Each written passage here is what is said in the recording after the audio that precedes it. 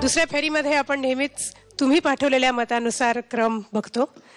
तर ह्या वेळेला आता आपल्याला बघायचं आहे की पहिल्या आणि दुसऱ्या क्रमांकावर कोण आहे आणि मग आपण बघणार आहोत की बॉटम 2 मध्ये कोण आहे. एक मिनिट, मला फक्त असं वाटतं की एकूण माझ्या आणि सगळ्यांच्याच हृदयाच्या आरोग्याच्या दृष्टीने आपण आता हे चौघच आहेत, हे चौघही उत्तम आहेत, तर आपण नुसती गाणी ऐकूया आज. कारण दरवेळी मग ते नंबर लागतात, मग यांना टेन्शन येतं, मग मला टेन्शन येतं, मग तुला टेन्शन येतं, सगळ्यांना जे टेन्शन येतं. तर चालेल ना, सगळ्या महाराष्ट्राच्या हृदयाच्या आरोग्याच्या दृष्टीने आपण सगळ्यांची नुसती गाणी ऐकूया, मग शेवटी रिझल्ट ऐकूया. चालेल का? खरं मला खूप असं करायला आवडेल, म्हणजे मला हे दर आठवड्यालाच करायला आवडलं असतं खरं तर.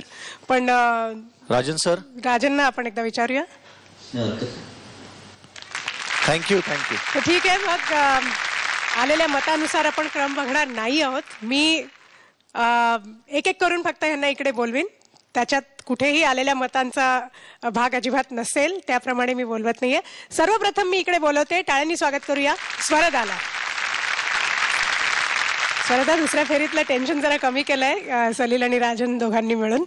तर हा हो, दुसऱ्या फेरीत हिला टेन्शन नसतंच खरं तर, ही नेहमीच पहिली असते. पण तरी wish you all the best. हा, आणि मस्त होते गाणं. दिसचार झाले मना हो पाखरू होना, दिसचार झाले मना हो पाखरू होना, पान पानार ताणी, पान पानार ताणी, झाड बावरून दिसचार झाले मना हो पाखरू होना, दिसचार झाले मना हो पाखरू होना.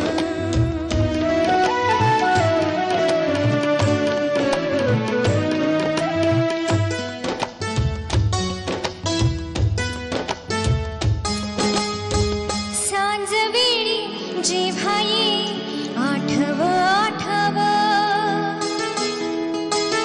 ओ, सांजवेळी जेव्हा ये आठव आठव, दूर कुठे मंदिरात होई घंटारव, भांगवर राही काटा सरसरून, दिसचार झाले मना हो हो पाखरू होऊन, दिसचार झाले मना पाखरू होऊन.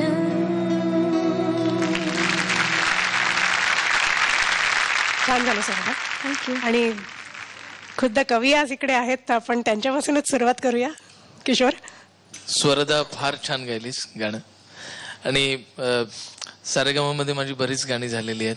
या गाण्याचं महत्व मला याच्यात वाटतं की पान पान आर्त आणि झाड बावरून दिसचार झाले मन पाखरून, अतिशय उदास मूडमध्ये लिहिलेली जुनी कविता होती, त्या सिच्युएशनला बसली म्हणून सुरकरांनी ती तिथे वापरली. आणि पत्की साहेबांनी ज्या मूडची चाल दिलेली आहे ना त्याला, त्याने माझ्याच गाण्याचं इंटरप्रिटेशन माझ्याचसाठी बदलून गेलं आणि खूप वेगळीच माझी कविता मला वाटायला लागली. आणि म्हणजे स्वतःच्या कवितेबद्दल याच्यापेक्षा जास्त बोलू नये असं मला वाटतं. Okay, thank you. मी बोलतो त्याच्या कवितेविषयी. फार सुंदर कविता आहे. आणि जसं त्यांनी सांगितलं की अशोक पत्कींनी त्यांची जेवढी स्माईल जेवढी प्रसन्न आहे, तेवढ्याच प्रसन्न पद्धतीची चाल आहे. इतकं प्रसन्न वाटतं हे गाणं सुरू झाल्यानंतर. आणि स्वरदाचं मला खरंच कौतुक वाटतं की ती गेल्या 1 महिन्यामध्ये, गेल्या 4 आठवड्यामध्ये तुझा प्रत्येक परफॉर्मन्स आधीच्या पेक्षा वर होत चाललाय आणि कॉन्फिडन्स लेवल पण खूप चांगली आहे. खूप छान गायलीस, खूप छान. Swarda, all the best.